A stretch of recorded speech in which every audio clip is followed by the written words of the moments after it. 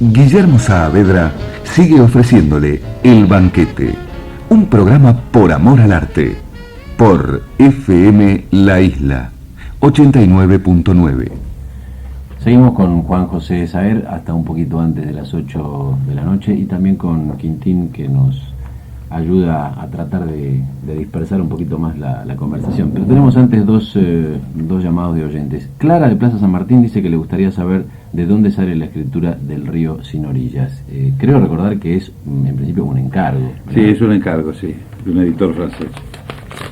Pero lo escribí en español, por supuesto, en castellano, por supuesto. Me parece que Clara querría que fueras un poquito más que allá. le contara una anécdota. No, una anécdota mítica de que estabas ahí Sí. con Bioy Casares tomando una copa, sino nada, digamos, cuál fue el punto de partida también, cómo empezaste a escribirlo, cómo organizaste la pero es ese eso, libro tan raro, ¿no? Porque si yo pudiera saber cuáles son los pensamientos de la idea de que tiene en la cabeza, si lo que ella quiere saber, las razones, ¿cómo podríamos decir? Las razones exteriores o las razones interiores.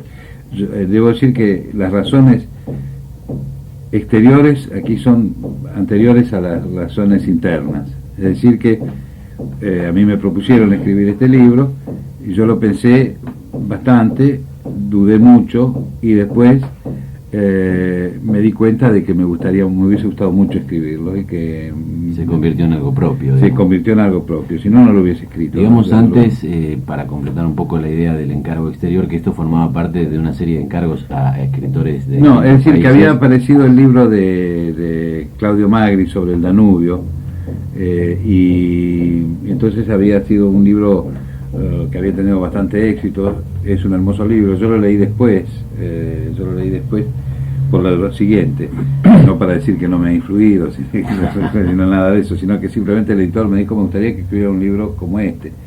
Entonces sí, he oído hablar mucho de ese libro, lo conozco, a Claudio Magri también lo conocía, no lo había leído todavía, tenía la intención de leerlo, porque todo lo que tiene que ver con los ríos me interesa.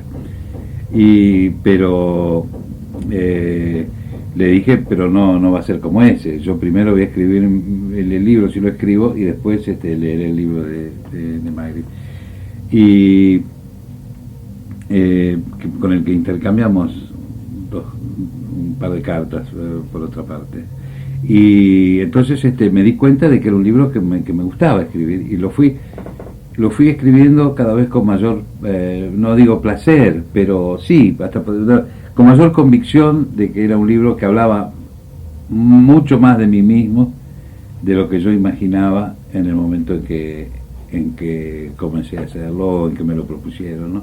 Es un libro en principio sobre el Río de la Plata, pero vos te las arreglas muy bien para remontar el curso del Río de la Plata y por el Paraná llegar más arriba. Es un libro sobre el litoral, el sur del litoral, digamos, sobre que va desde Santa Fe, de una cultura que está ligada a la inmigración, y está ligada al río, por supuesto, a los ríos, a la inmigración, a esta economía agrícola ganadera, a toda esta serie de transformaciones que se produjeron en la llanura, a la llanura también, que se produjeron en la llanura a partir del aporte inmigratorio, ¿no?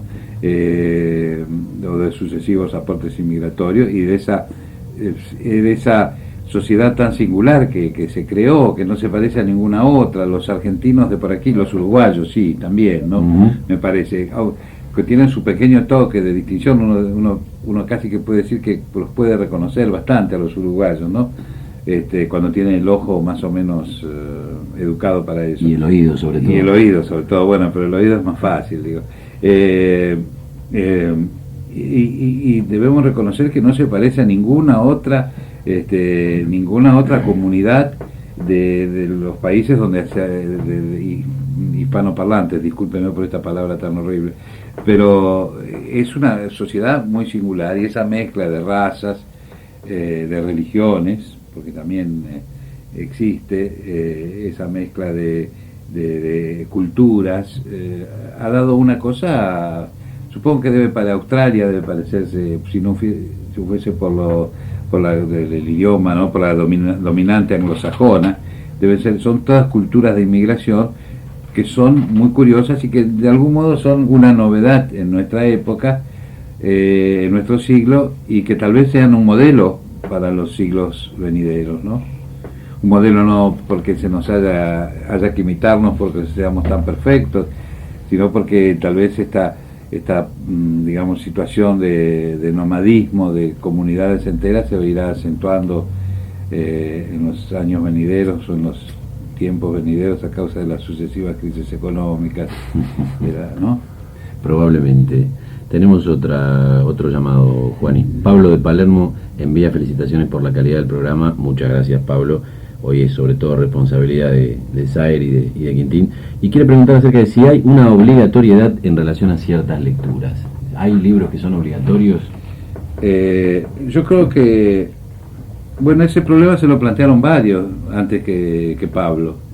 Se lo planteó Jorge Luis, es decir, Borges, se lo planteó Rolando, Barthes, que hablan de esta cuestión. Cuando Borges dice yo soy un lector hedónico, dice Borges, significa que él solo lee por placer. Y las cosas que leen por placer, si se lee por placer, evidentemente la noción de obligatoriedad no existe. Ningún placer es obligatorio, el placer es un área de libertad, esencialmente. Ahora, Roland Barthes habla de este problema de la obligatoriedad de las lecturas y dice que para un escritor lo que diferencia a un escritor y a un artista de los otros es que no hay obligatoriedad en sus lecturas. En cambio, dice, en un científico sería, en un digamos, en un astrónomo sería una falta grave no haber leído a Kepler, ¿no? O a Galileo. En un físico no haberlo leído a Newton. O sea, a Newton, sí. ¿Existe algún físico que lea a Newton? Sí. ¿Existe algún físico? No se me ponga tan serio, Quintín, pero usted ya es un agnóstico o no cree en la educación. No conocí muchos físicos. ¿En serio? Claro. Es un disparate. Como gente de cine, digamos, el cine y la física están profundamente ligados, sobre todo a partir de la óptica, pero más allá de eso me parece que lo suyo es un poco... Bueno, podría ser, no sé, no quiero... En todo caso, pienso que esas lecturas tienen que ser obligatorias. Entonces, si uno tiene que ejercer una cierta disciplina, yo supongo que cualquiera de nosotros, incluso la persona Pablo, que acaba de hacer la pregunta, se sentiría muy incómodo si supiera que el médico que lo va a operar no ha leído nunca un manual de cirugía, ¿no? Creo que ellos hay cierta obligatoriedad para la adquisición de conocimiento. Ahora, si es para escribir, para una formación literaria, yo creo que la obligatoriedad la da un poco el gusto, ¿no? Yo creo que hay que seguir no los consejos, porque en general no los dan, pero sí las lecturas de aquellos que uno admira. Uno se va formando un poco de oídas, siguiendo los pasos de las admiraciones de aquellos a quienes admira, ¿no? Y en ese sentido hay una formación que se va produciendo personalmente o a través de lecturas y que se va, digamos, prolongando en el tiempo y que va creando con su ritmo particular el tempo o el tiempo de la cultura, ¿no? Por eso los escritores no tienen público, los escritores solo tienen lectores, ¿no? Y los lectores o aunque sea un lector. Los lectores son individuales, claro. Y los lectores son totalmente individuales y son los lectores los que tienen que ir hacia el libro y no el libro hacia los lectores. En alguna de las visitas de Saer a Buenos Aires tuve la suerte de indirectamente hacerle conocer a un cantor de tangos, creo que de los que están en este momento en actividad, uno de los pocos que realmente preserva, digamos, ese carácter no espontáneo, pero sí directo con el material a tratar, un cantor que no está sometido a los tics que la decadencia del tango de la que hablábamos antes ha infligido sobre muchos cantores, y que tiene además una edad que le permite todavía no hacer papelones. Es un cantor muy personal, un heredero confeso de Raúl Verón, entre otros, y de Casal también, y que se llama Luis Cardé. Me gustaría, en la pausa que vamos a hacer ahora, hacerte escuchar, Juaní, no un tango cantado por Gardel, sino un valsecito hermoso que se llama Temblando, Lo acompañan en esta versión Antonio Pisano, su bandoneonista desde hace 20 años, y el cuarteto de Luis Borda.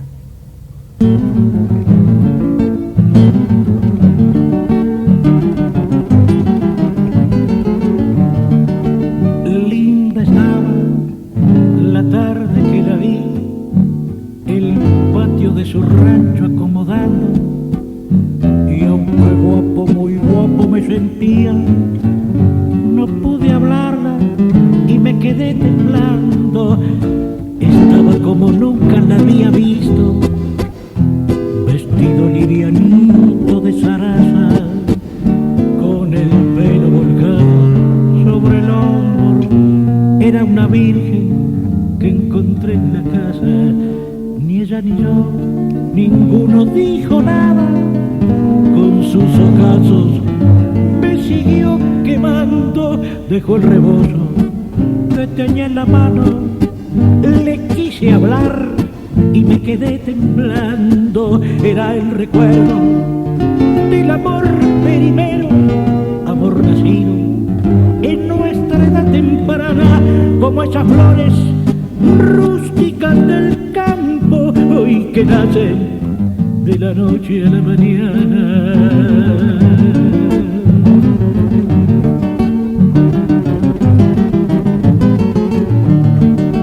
Amor que estaba oculto en los adobes de su rancho paterno tan sencillo, y en la corteza del ombú del patio, escrito con la punta del cuchillo. Me di vuelta, taranqueando despacito, como quien desconfía de una trampa, envolviendo recuerdos y emociones entre las listas de mi poncho pampa.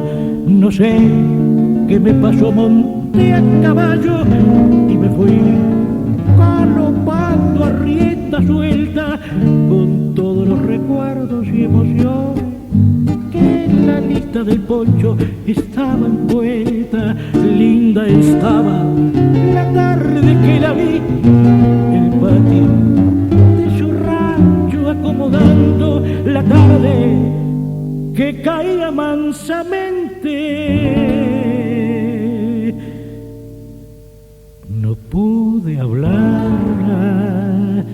y me quedé temblando.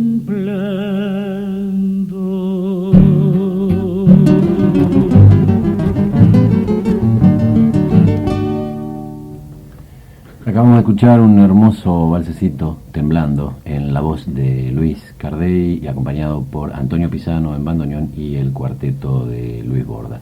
Este tema está incluido en el primer compact que grabó Luisito Cardey, que se llama De Madrugada, y que me comentaban ayer que acaba de ser reeditado. Lo había sacado un grupo de libreros amigos, sí, entusiastas, con poca experiencia en la producción de discos, pero ahora creo que con un sello más comercial se puede conseguir de la misma manera que el otro que sacó con el Club del Vino, que no recuerdo ahora el nombre del disco. Seguimos acá con Juan José Saer. No estamos precisamente temblando porque la temperatura no da para eso. De calor. De calor. Y acá el amigo Quintín se peló un dato de la biografía para humillarme diciendo que es matemático. ¿Cómo se concilia la matemática con el cine, digamos? De ninguna manera. Era matemático y después una especie de sublimación extraña, digamos. Claro, como si un biólogo se vuelve a hacer pizza después, o al revés. Ninguna relación. Simplemente dejó de ser biólogo y hacer pizza. Es una excelente respuesta la de Argentina, muy buena.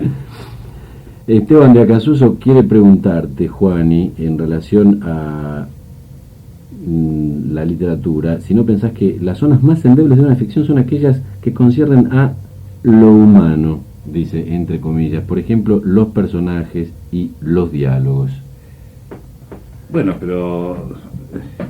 Y después acota ahí en la música, la voz. Es una pregunta difícil, ¿no? Sí, no sé si la pregunta es difícil. No sé si yo hubiese podido hacer una pregunta de ese tipo. Yo creo que los diálogos efectivamente, el problema que presentan los diálogos no es porque sean más humanos o menos humanos, sino simplemente los diálogos corren el riesgo de caer fácilmente en la banalidad. Y entonces es difícil hacer diálogos que no sean banales. Entonces, en el texto acotado, por decir así, digamos, se puede construir mucho más una música verbal que en los diálogos, que digamos que a veces en una novela realista pueden resultar banales. Pero los diálogos en sí no son para nada digamos, banales ni desdeñables, porque, por ejemplo, las grandes obras de teatro, los diálogos que están construidos totalmente con diálogos, es evidente que los diálogos de Shakespeare o de Chekhov, que pueden ser en su misma banalidad extremadamente subjetivos, son diálogos absolutamente extraordinarios. Y en cuanto a la voz humana en la música, no lo comparto. Yo creo que la voz es un instrumento más, ¿no? El único problema que tiene la voz en la música es que a veces empuja un poco al virtuosismo a sus cultores. Entonces, por ejemplo, hay cantores que no lo soporto. Yo, Pavarotti es como una especie de animal de feria, es como si mostrara sus músculos en vez de cuando canta, está haciendo todo el tiempo exhibición de su voz. Entonces eso evidentemente no tiene nada que ver con el arte, es como si... Pero el virtuosismo no es una condición o un riesgo de los músicos en general. Bueno, es un riesgo de todo arte. El virtuosismo es un riesgo de todo arte. El virtuosismo es mostrar las dotes del autor o del artista sin tener para nada en cuenta la necesidad del arte que se está ejerciendo. No, cuando en una ópera digamos un tenor se quiere lucir sus dotes, etcétera, etcétera, y a veces fuerza un poco la dosis, ¿no?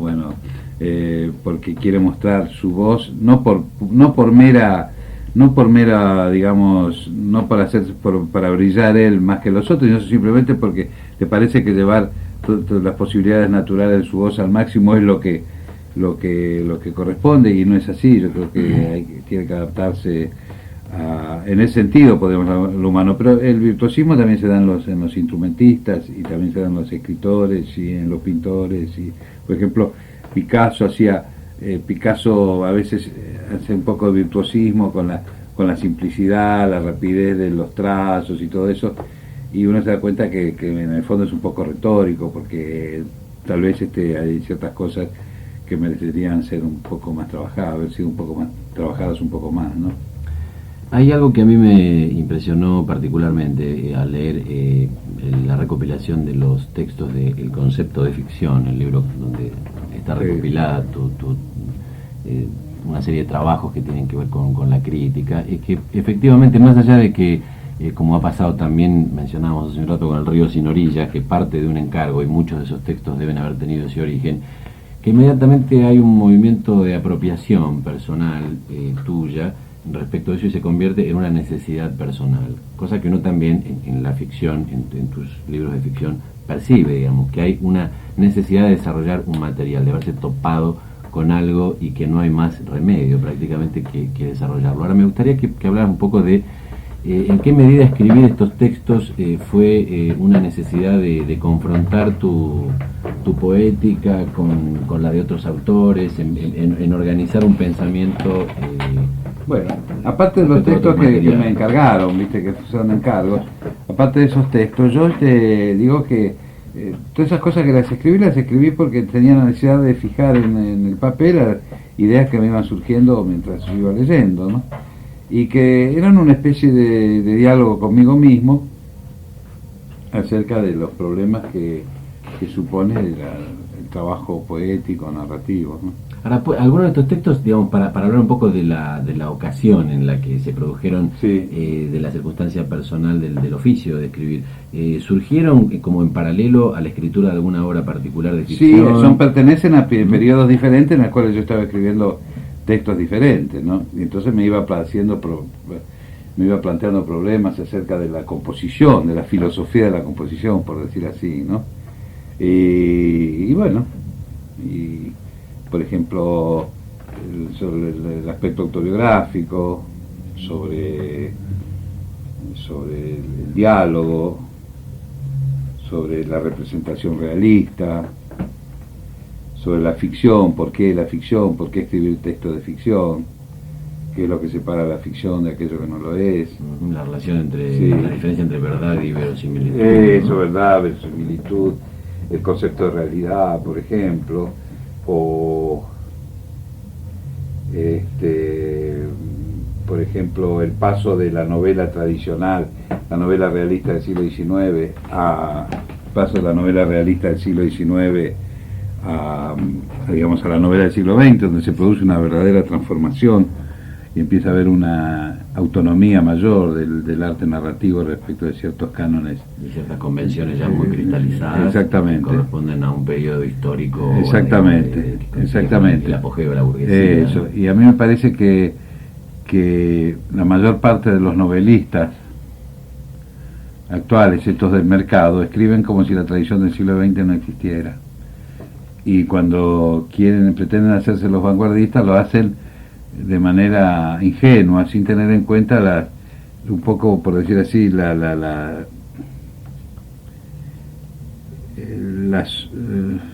necesidades internas que, digamos, presidieron a la elaboración o a la elección de ciertos sistemas de representación antes que otros. Por ejemplo, ¿qué llevó a Joyce a desarrollar el monólogo interior, por ejemplo? ¿Y por qué, bueno, una vez que Joyce lo llevó a su extremo ya no vale la pena volver a utilizarlo? ¿O por qué los tropismos, qué significan los tropismos de Nathalie Sarraute? O lo contrario, la narración objetiva de Raúl Guillet, o el conductismo de Dashiell Hammett, ¿no? O muchas otras cosas, muchos otros procedimientos. No me gusta llamarlos técnicas porque las técnicas sirven para todos los casos y los procedimientos son específicos de cada caso, ¿no? Bueno, todo eso, si no se reflexiona sobre eso, me parece a mí, yo no estoy legislando aquí sobre, yo digo lo que me interesa a mí. Si no se tiene en cuenta todo eso, realmente para mí no se puede hacer una narrativa que sea pertinente, ¿no? Me llama la atención, yo no podría hacerlo. Después de lo que hemos hablado, y la presencia de Quintín me lo subraya, porque uno de los motivos es hablar de cine, que no hubiera específicamente un texto donde estuviera, bueno, la tan mentada relación entre cine y literatura, desarrollado explícitamente en el libro de artículos. ¿Has escrito sobre cine en otros espacios? ¿Has reflexionado por escrito sobre esta tensión que se establece, o sobre sí, bueno, ahí hay en el filigrana hay algunas cosas sobre ese trabajo que me pidieron en UNESCO sobre los más media y la literatura. Ahí digo algunas cosas, analizo los textos de Glauber Rocha, también al pasar hablo un poco del punto de vista del conductismo de los años 30, pero yo debo confesar que para mí el cine se terminó, ya no me interesa tanto el cine, me interesa mucho, a mí me interesa el cine de autor, solo es el único cine que me interesa. El otro, el cine comercial y todo eso, no, a pesar de, sí, me divierte, me gusta ver películas policiales, western, películas cómicas, todo eso me gusta. Las películas de género me gustan, algunas me gustan más, pero no me interesa convertir eso en objeto de reflexión. No me interesa. Para mí el género es la cristalización del arte y su persistencia es la muerte, significa la muerte del arte, ¿no? Yo creo que hay que romper continuamente esas formas y buscar cosas nuevas, ¿no? Y que los géneros corresponden a periodos y intentar hacerlos persistir, cumplirlos, sí, cumplir con ellos. Sí, cumplirlos. Y además el género se ha transformado, ya no es una forma, se ha transformado en una especie de formato en el tipo industrial, ¿no? Un packaging de determinado, claro, que tiene que ver con las duraciones, con la intriga, con los actores también, que los actores se han transformado en objetos en objetos que deben repetir sus características de fabricación de film en film. Por ejemplo, el caso de actores muy interesantes como Christopher Walken, que debe dar siempre el personaje un poco oscuro. Nunca podría interpretar un padre, o 2 o 3 veces trató, pero nadie le creía, interpretar un padre de familia, un buen padre de familia, ¿no? Siempre tiene que ser un asesino desalmado, con alguna cosa de locura, etcétera, etcétera. De Niro, que finalmente uno se pone a reflexionar un poco, se pregunta si De Niro ha hecho algún film importante, ¿no? Y yo creo que ha hecho muy pocos, tal vez el primer film, uno de los primeros filmes de Scorsese, Mean Street, que es un film interesante, pero después es siempre la eterna. Después recuerdo a De Niro en una película de Elia Kazan, adaptada de una novela de Scott Fitzgerald, El último magnate, que ahí era un personaje interesante, pero después De Niro se transforma, y se ve que son actores que están un poco desesperados por salir de esa cosa, pero les es imposible, ¿no? Yo creo que hay actores que son más atrevidos que ellos, ¿no? Por ejemplo, gusten o no gusten, pero un personaje como Nicholson, estaba pensando exactamente, es un actor mucho más atrevido que estos que son ya productos. Nicholson es capaz de hacer cosas increíbles, ¿no? Siempre, por supuesto que exagera y bueno, pero es un tipo que no cuida su imagen, ¿no? Lo mismo que Brando, son actores que no cuidan su imagen, ¿no? Y entonces que no se administran su imagen, y entonces a mí me parece que son más a lo mejor De Niro siempre va a estar mejor en una película, porque es un actor de talento, De Niro, pero está tan, digamos, es tan prisionero de su imagen que bueno, uno ya no se interesa por él, porque todo es un poco previsible, ¿no? En cambio, un tipo como Nicholson es capaz de hacer las cosas más dispares, ha hecho films maravillosos Nicholson, sobre todo los de un realizador que a mí me gusta mucho, porque tiene muchas dificultades para trabajar, que es Bob Rafelson, del cual acabo de volver a ver un film negro que es magnífico, que se llama La Viuda Negra, ¿no? Sí. Tiene otro film de aventuras que es Las montañas de la luna, sobre el descubrimiento, la búsqueda de la fuente del Nilo, que es un film magnífico, ¿no? Bueno, pero los primeros films de Rafelson con Nicholson como Five Easy Pieces, 5 piezas fáciles, pero sobre todo El rey de Marvin Garden, que es un film magnífico, ¿no? Bueno, y Nicholson es capaz de todo. Ayer, porque ahora la televisión ya no se ve más televisión, se ve esa especie de sopa, o no sé cómo, esa especie de chorizo, de cantimpalo, que son los 65 canales que hay. Uno corta una tajada de uno y después tiene chorizo, después corta y es salamín, después otro besito de mondiola, pero todo más o menos parecido y todo muy mal preparado, ¿no? Pero vi de pronto una imagen de Nicholson y me acordé, vi esos 3 marineros y inmediatamente recordé que era un film de hacer cosas, ¿no? Sí, sí. No sé si me iría a tomar un whisky con él, ¿no? Pero a mí me interesa ese tipo de actores. Por eso yo pienso que Kubrick ¿cómo se llama? Lo contrató para El Brillo. Para El Resplandor. Para El Resplandor, hizo El Resplandor. Y ahí está. Tanto Wells como Kubrick son realizadores que siempre han trabajado con los actores en un registro un poquito más arriba de lo que en Hollywood se hace. Es decir, siempre los films ¿cómo se llama? De Kubrick están sobreactuados, un poquito sobreactuados, y tiene una tendencia hacia la farsa y hacia el grotesco que lo hacen totalmente fuera digamos, que lo hacen muy atípicos en el marco de la cinematografía. Mira para atrás, a ver si la tormenta lo va a agarrar en plena calle caminando de una tengo que ir a otra.